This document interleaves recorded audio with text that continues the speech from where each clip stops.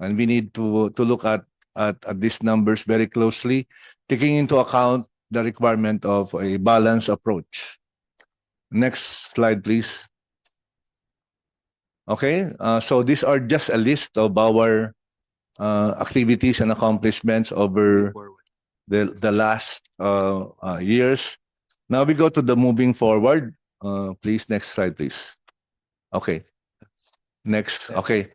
Moving forward, we do have a list, a wish list of needs to be done in order to achieve what we believe is a more robust, more productive, more efficient system that will be able to serve the requirement of our people. Is, a list of projects. Of course, we want to do the agri-canal system. This is a new approach. Instead of just creating roads, why not build canals, which can be a water reservoir and also at the same time a transport system for our farmers. Coming from the fishery sector, we are very familiar with this. Madali po ang kanal, mas mura kaysa karsada. At wala ka pa, at nagagawa mo pang imbakan ng tubig. Magagamit mo siya pagdating na kailangan mo yung tubig. Of course, we would like to have an irrigation network, a piping system to save on water.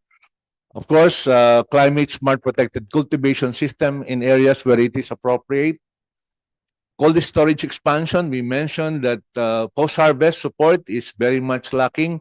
Nabanggit ko po yung isda, talagang kulang po yun. Nasasayang po yung ating mga produksyon. Of course, we need to work on and hopefully have these deep water ports where agri-industrial products as well as fisheries will be landed. We're looking at marketing, and marketing would require an area where you can have food hubs where people can go together and sell and trade their products. May mga maliit po tayong example nito that are successful, but we want to do a bigger one. Like, we want to do something in Clark, Pampanga, maybe one in Visayas and the other one in Mindanao. And in support of our effort to have, a level of, I would say, tempering of prices in areas where it is necessary. We want to expand, of course, our Kadiwa centers and our Kadiwa stores. There's so many in the list, Mr. Chair, but I think we can discuss those details in the future. And so yes. I'll stop at this point. Thank you very much. Thank you for the presentation. Before I give the floor to Senator Marcos, I think there's a presentation by the World Food Program because they are also involved in addressing the issue of hunger and access to nutritious food. You have the floor, and thank you for joining us, Mr. Chapman. Go ahead, please. Thank you, Mr. Chair. Honorable members of the committee, it's a pleasure to be here, and thank you for giving me this space. So we have a presentation. I'll go through the first couple of slides very quickly because I think a lot of these issues have already been established. We know there's challenges around food insecurity, including in agricultural households. The issue of stunting in the Philippines is well known, well documented. It was already mentioned, issues around low farm gate prices, etc. Maybe just one last point is around obviously the impact of climate hazards. I know we were talking about agricultural insurance, but the vulnerability due to hazards is quite an important one. If we can go to the next slide. And then the next one after this. So I think similarly, I don't need to make the case for food system transformation in this group. I think it's very clear, the presentation from the DA as well obviously articulated a lot of this. So we'll go to the next slide and focus on, as you said, Senator, solutions. So what's working? There are proven solutions around the world and some that we're rolling out here in the Philippines. The first is what we call homegrown school feeding. And effectively what this does is helps ensure these market linkages between smallholder farmers and school feeding programs or school meals programs. So really looking at that intersection between agriculture and education. I know here we're emphasizing agriculture, but I know education obviously is very important to the government of the Philippines. And then it also contributes to improving nutrition outcomes as well. There's global evidence that shows for every $1 invested in homegrown school feeding, there's a $7 to $9 return on that investment. I think a couple of important aspects about this type of programming is it reduces some of the influence of the middlemen in the agricultural sector that address the productivity and the income levels of farmers. Right now in the Philippines, WFP is working with DepEd to show how this model can work in the Philippines context. We're also working in BARM, where we've actually seen a lot of expansion in this. And I'm going to flag this because to address some of the points that were just raised. So right now in BARM, with the Ministry of Education there, we're working with 14 co-ops of around 17 to 20 farmers per co-op. With this school feeding linkage to smallholder farmers, each co-op is receiving 740,000 pesos per school year. So that equates to around 37,000 pesos per farmer, 10 months of the school year. So again, that the income generation is really quite evident. In addition to this, climate services. So again, That would be about 5 times the national average. exactly. And it's a guaranteed source of income for those farmers. So it also allows farmers to invest in their livelihoods, to take strategic risks, to expand their business. Just for your information, we actually have a law that we filed. It's the free breakfast measure that connects the small landholders, the farmers and the schools. Yes. So we will work with you there too. Excellent. And I'd like to visit those schools in BARM and the farms in BARM so that we can take a look at what's working there and how to scale it up. Go ahead, please. Yep. Go ahead. And we have some schools in Luzon, in Isabela. There's 2 others, Santiago and one in Quezon City, that are ready to roll out. But we have some challenges with some of the implementation aspects that around the legislation.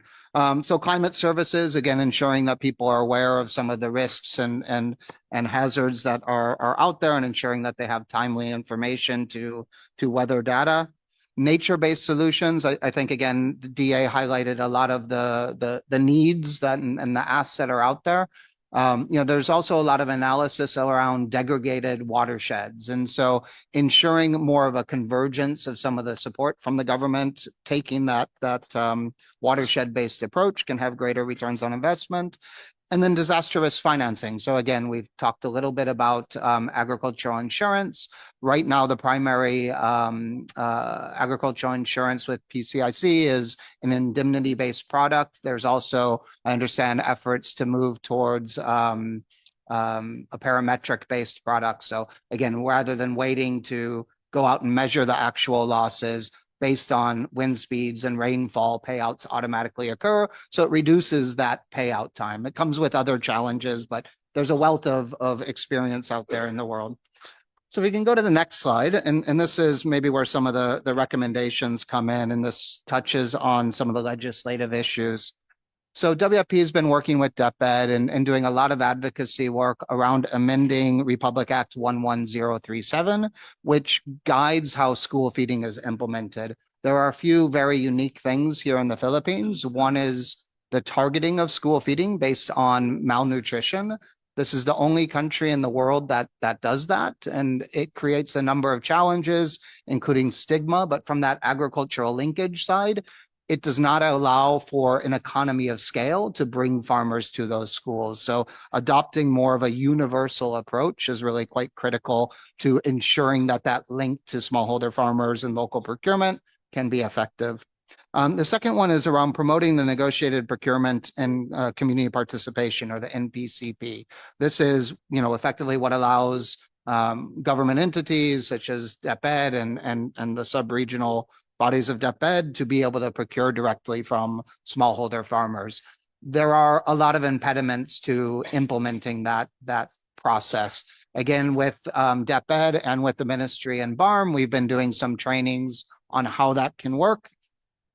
But we see opportunities for ensuring that that is promoted. Investing in climate smart agriculture and nutrition to strengthen some of the local food systems.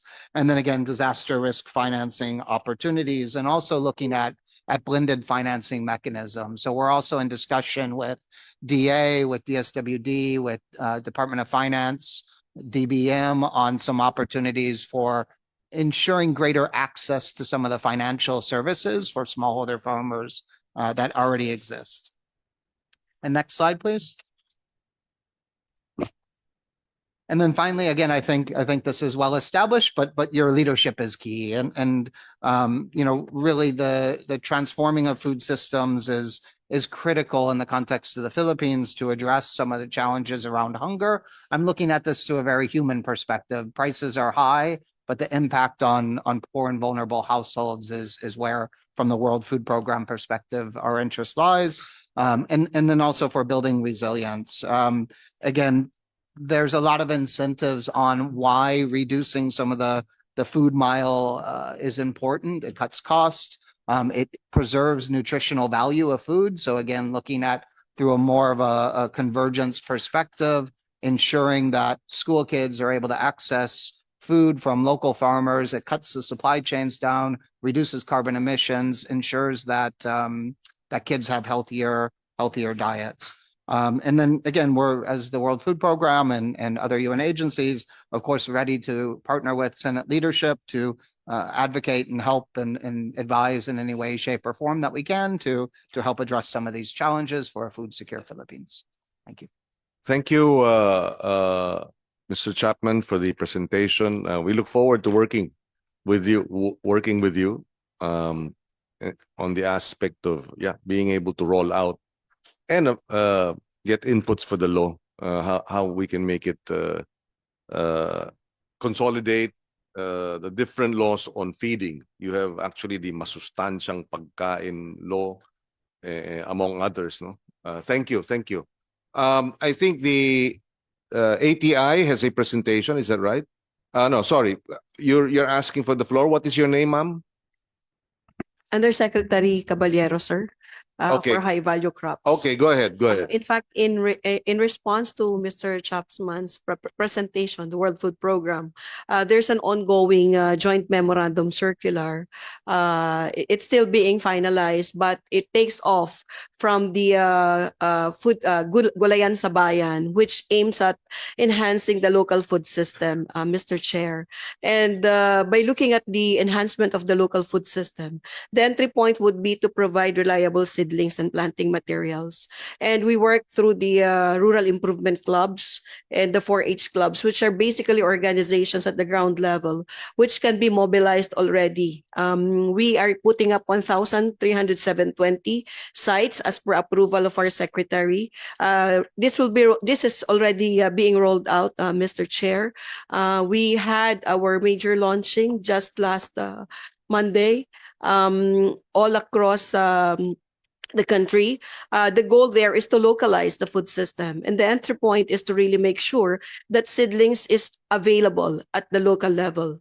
And so what we're doing is to train the women and the youth to produce seedlings from the usual seedling trays, and train them as well to do grafting, because by then you can address the availability of the input at the ground level. With that, Mr. Chair, we move towards building up the system wherein women, 30% of the produce, women can have it in their household to address household food security. 60% of that seedlings will be sold to commercial farmers that will, plant kamatis, which was mentioned by the chair a while ago, as well as eggplants, or those vegetables that are, usually consumed at the household level. Pakbet, So right? Opo, pakbet, tapos meron din pong highland vegetables in some areas. So, Chapsuy sa matataas. Oh. yes, Mr. Chair. So the idea really is to empower the communities on how to do this, bring in the technology at the ground level, and we are in partnership also with the JICA for training the women in doing the grafting, because we were informed that sa Japan po, 100% ng mga magsasaka marunong mag-grafting ng seedlings ng vegetables. And so that partnership is there. And